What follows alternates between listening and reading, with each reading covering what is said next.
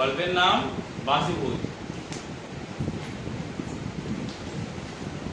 নিসিংহপুরের একটা ছোট্ট গ্রাম। সেই গ্রামে দুজন পণ্ডিত থাকত। একজনের নাম কংস, আরেকজনের নাম বংশ। দুই বন্ধু, গ্রামের পণ্ডিত।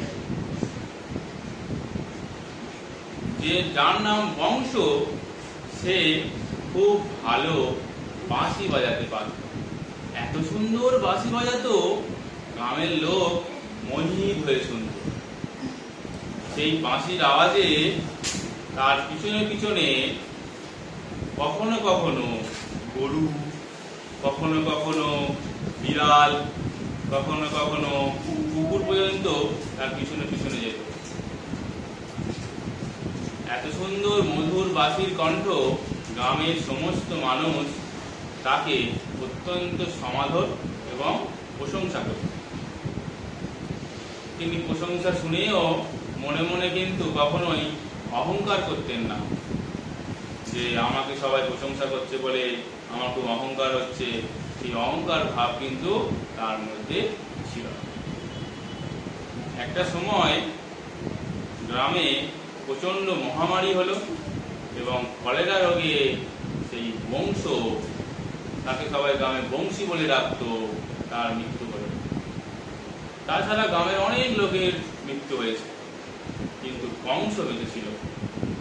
কংস তো মনের দুঃখে অনেক দিন ধরে আর সেই পণ্ডিতের কাজ করেনি, পূজা অর্চনা, যাগ যজ্ঞ কিছুই করেনি। এতটাই মনের দুঃখে নিমজ্জিত হয়েছিল, কারণ তার বন্ধু মারা গিয়েছে। প্রায় 1 বছর অতিক্রান্ত হওয়ার পর বংশী মনে মনে ভাবছে, স্বর্গ থেকে আমার বন্ধুটি একা পৃথিবীতে কি করছে, যাই একবার ঘুরে আসি। সেদিন অমাবস্যার রাত। হঠাৎ করে কংস ঘরের ভেতরে পূজা করছে, সেই সময় কি যেন পিছন থেকে একটা কণ্ঠস্বর শুনতে পেল। কংস, আরে কংস, তা করছিস কি, ভালো আছিস?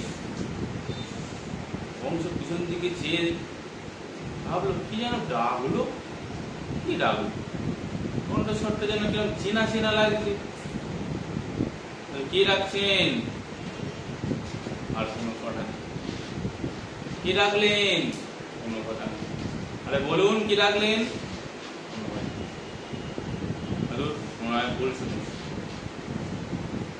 সব নিঃশব্দ। আবার পুনরায় নিজের ঘন্টা বাজিয়ে পূজা করছে, নিষ্ঠা ভরে ভগবানকে পূজা করছে। এত নিষ্ঠা ভরে পূজা করছে, কখন যে এদিকে বংশী এসে তার পাশে বসেছে বুঝতে পারে।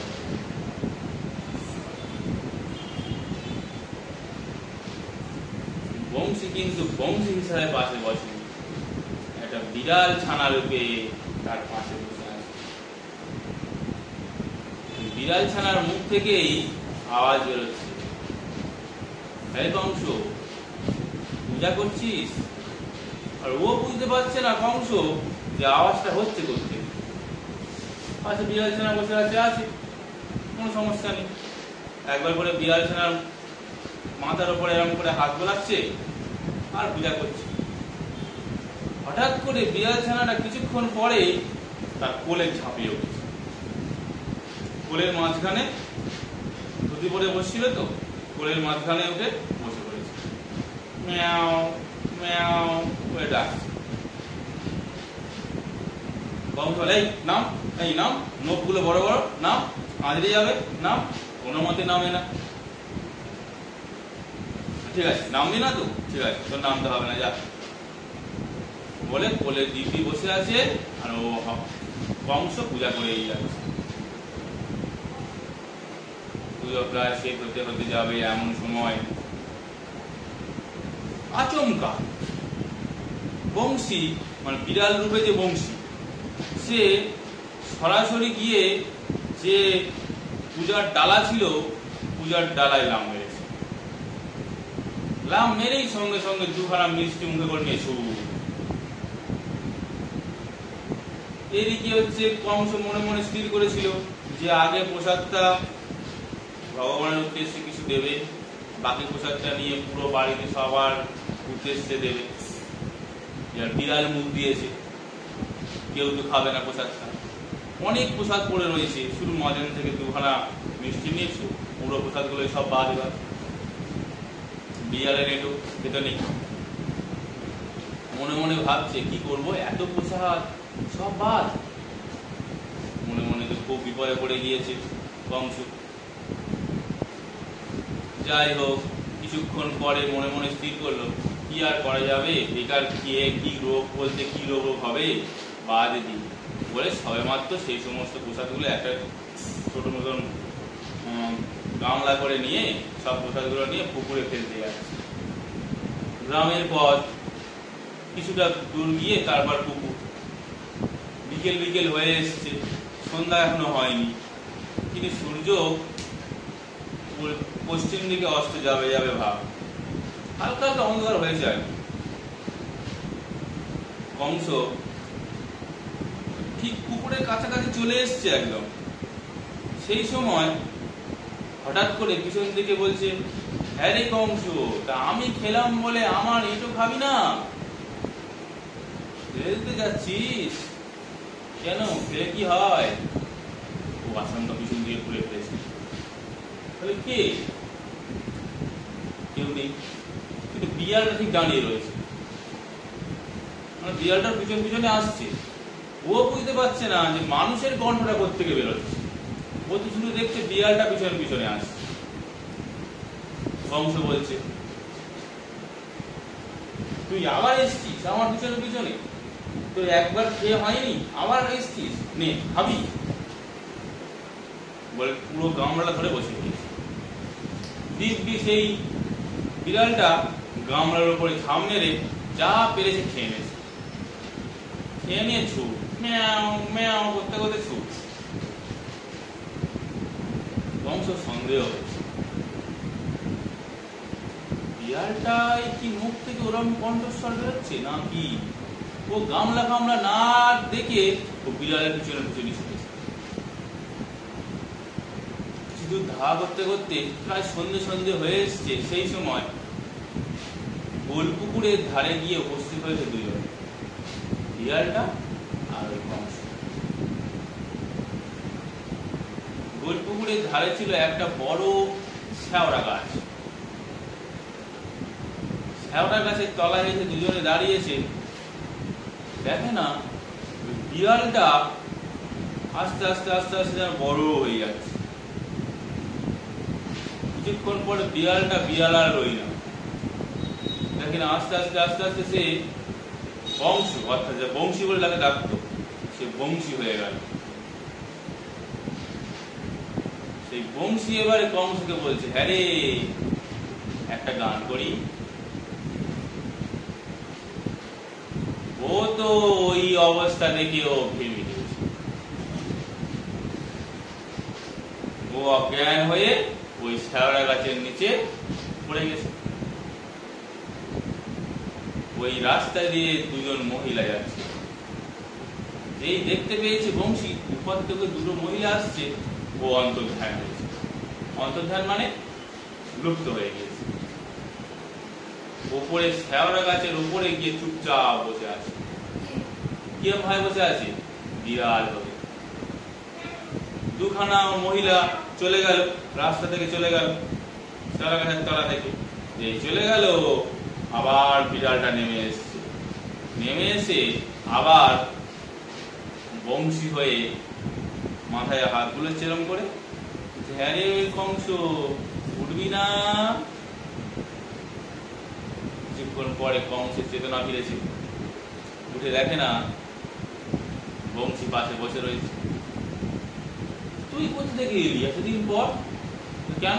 আমি স্বর্গে ছিলাম, তুই কেমন আছিস দেখতে এলাম, আমার অন্ধপ্রাণ বন্ধু বলে কথা। ভালো আছিস? বলছি হ্যাঁ। যেই বলেছে হ্যাঁ, সঙ্গে সঙ্গে আবার ঠিক আছে, কালকে সন্ধ্যেবেলা একটা গান শোনাবো এসে। আমি এখন ফিরে গেলাম স্বর্গে, আবার আসবো। হ্যাঁ, আমার জন্য কিন্তু দুটো মিষ্টি রাখিস। মিষ্টি না খেলে আবার আমার গান করতে ভালো লাগে। সন্ধ্যেবেলা বলেছি, বন্ধু আসবে বলেছি, মিষ্টি রাখতে বলে দুটো। তারপর দুটো ভালো কড়া পাকে সন্দেশ এনে থালায় সুন্দর করে সাজিয়ে 1 গ্লাস জল দিয়ে রেখেছি। এদিকে এখন বংশের স্ত্রী বলে, হ্যাঁ গো, তা তুমি হচ্ছে এই দুটো মিষ্টি কার জন্য রেখেছো? 1 গ্লাস জল কে আসবে? বলছি, কেন কেন, আমার সেই বন্ধু বংশী আসবে। বংশী? বংশী তো কবে মারা গিয়েছে, ওই সেবারে পড়াটাই মারা গেল, আর তুমি মরতে মরতে বেঁচে উঠলে, আমাকে এতদিন ধরে আবার জ্বালাচ্ছ।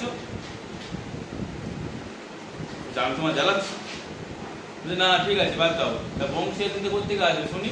না, বন্ধু আসবে বলেছি, অমান্য করে না। তখন বলছে, ঠিক আছে, অমান্য যখন করেই না, নিশ্চয়ই আসবে। তাহলে তাহলে সেই মিষ্টিটা খাবে নিশ্চয়ই, দেখতে পাবো তো? বলছে, হ্যাঁ নিশ্চয়ই দেখতে পাবে। সন্দেহ হলে হয় হয় ভাব, এমন সময় এসেছে। কিরম ভাবে এসছে? একটা বিড়াল ঘরে ঢুকছে, ম্যাও ম্যাও করতে করতে একটা বিড়াল ঢুকছে। কিন্তু কংস তো জানে যে ওটা কে, কিন্তু স্ত্রী জানে না এটা কে। ঘরে বিড়াল কি করবে? ছ্যাটার বাড়ি এক জোরে ধাম করে মেরেছে, চিল্লে উঠেছে খুব জোর। ঘর থেকে কংস বলে, তুই মারলে কেন? ওটা আমার বন্ধু, তুই মারলে কেন? কিছুক্ষণের মধ্যেই সেই বিড়ালটা আস্তে আস্তে আস্তে আস্তে বংশী হয়ে উঠেছে। পুরো পিঠে, পুরো ঠিক পিঠের ওপরে ঝাঁটার পুরো লাল দাগ হয়ে আছে। আর কংসের স্ত্রী বসে বসে কাঁদছে, যেটা আমি কি করলাম, আমি না বুঝি এত বড় অন্যায় করে ফেললাম। কি করবে? বাধ্য হয়ে কংসের কাছে, কংসের স্ত্রী বংশীর কাছে হাত জোরে ক্ষমা চাইছে, আমাকে ক্ষমা করে। আমি বুঝতে পারি, আমি মনে করেছি সাধারণ বিড়াল। তখন বংশী বলছে, আচ্ছা সাধারণ বিড়ালকে তাহলে তুমি মারো কেন? বিড়ালের দেহে প্রাণ নেই, বিড়ালের কি কষ্ট হয়? বিড়াল শুধুমাত্র একটা মাছ খায় বলে তুমি তাকে মারবে? বরঞ্চ তুমি তাকে মাছ দাও না বলেই তো সে মাছ চুরি করে। বলে অনেক ক্ষমা চেয়ে তার কাছ থেকে পুনরায় তাকে দুটো মিষ্টি দিয়ে জল দিয়ে খাইয়ে এই বিড়ালটা আবার বিড়াল হয়ে ঘর থেকে বেরিয়ে গেল। কিন্তু যাওয়ার সময় সেই বিড়াল, মনে আছে বংশী আগে বাঁশি বাজাত, বাঁশির সুরে সবাই মোহিত হয়ে যেত। সেই বংশী যখন বিড়াল রূপে বেরিয়ে যাচ্ছে, তখন একটা সুন্দর বাঁশির আওয়াজ। সেই বাঁশির আওয়াজ এত সুন্দর, বিড়ালটা রাস্তা থেকে হেঁটে হেঁটে যাচ্ছে, তার পিছনে পিছনে গরু, কুকুর এবং অনেক বিড়ালও, গ্রামের 3-4-5টা বিড়ালও তার পিছনে পিছনে পিছনে পিছনে গ্রামের লোক দেখে বিড়ালের পিছনে গরু, গরুর পিছনে কুকুর, কুকুরের পিছনে এত বিড়াল, কিন্তু অবাক কাণ্ড। পরে গ্রামের লোক সবাই জানতে পারলো এ আসলে অন্য কেউ নয়, এই গ্রামের সেই বংশী।